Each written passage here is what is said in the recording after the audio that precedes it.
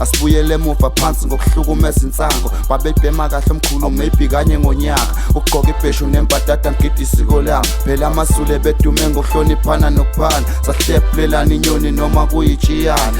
Kujabulisa abaningi ukubuya-ke kamfowakhe Khuzwayo. uDlubheke ongumfana-ke noma-ke oyingane kababa kuKhuzwayo, ubaba uShobeni, ubuya-ke emculweni emva kweminyaka eminingi ayekade-ke njeke eshile phansi.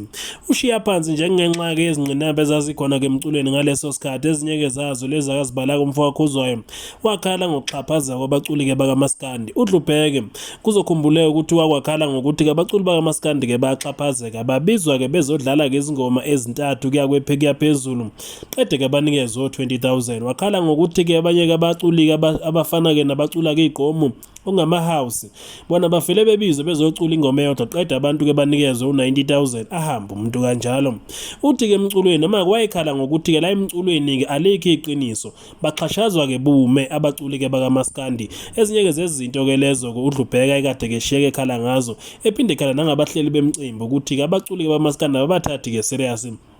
Kuningi ayekubalile kumfowakhe Khuzwayo okuyikhona khona vele kwakuvele kwenzeka emculweni lalingekho iphutha kulokho ayekusho. Namhlanje kuDlubheke umfowakhe Khuzwayo kulindele ukuthi akhiphe ingoma yakhe, futhi-ke singakusho ukugcwala ulimi ukuthi ekujabulisa abaningi kuzwa kaMaswibela-ke ezinye-ke zezingoma athe uzosikhipha. Kunengoma-ke lapho-ke hamba khona-ke noSaliwa, lapho-ke khona-ke sengishikashiwa izinkulumo-ke zalamafako. Khuzwayo uzokhipha-ke i-album noma njeke lapha-ke izingoma-ke zakhe ezibizwa nge-EP ezibalelwa kweziyisithupha, nokuyilapho-ke abantu belindele khona ukuthi kuzokhipha kuLozolo. Kwakuvele kwasiwa ukuthi kumfowakhe Khuzwayo wayengesiye umuntu owayejwayele ukushaya eceleni uma kusuka ekutheni akhiphe-ke izingoma noma akakhiphe kuLozolo-ke lwe-album. uKhuzwayo wavala-ke noma kunezinye zezingoma abantu abake basijabulela kakhulu ayithi-ke impi yamatekisi, nokuyilapho-ke ayikhuluma-ke khipha kaMangwevu umfowakhe Khuzwayo ekhala ngokuthi-ke njeke lapha-ke bakithi abantu baphelile ematekisini, ethi-ke izimpi zamatekisi zibaqedile-ke abantu, zibaqedile abaculi, zibaqedile abantu-ke bephile emhlabeni. Iyona-ke insizwa le okulindele ukuthi-ke ekubuyeni-ke kwayo qede kuzamazameke umhlaba noma kizwe lonke ngenxa-ke yokuthandwa ngabalandeli-ke bayo. Vele-ke yayivele-ke inabo abalandeli eyikade-ke inabo ngaleso sikhathi. Ezinye-ke zezingoma ezikhona ilezo-ke khonethi-ke amavaka.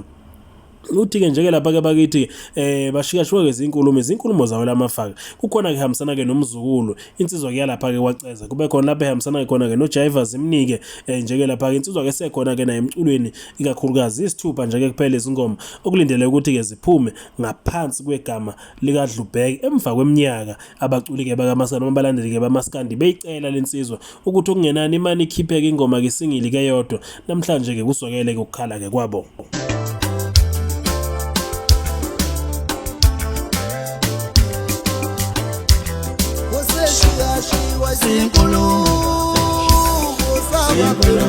Sinkulumo zama ula sohlangana khona lethi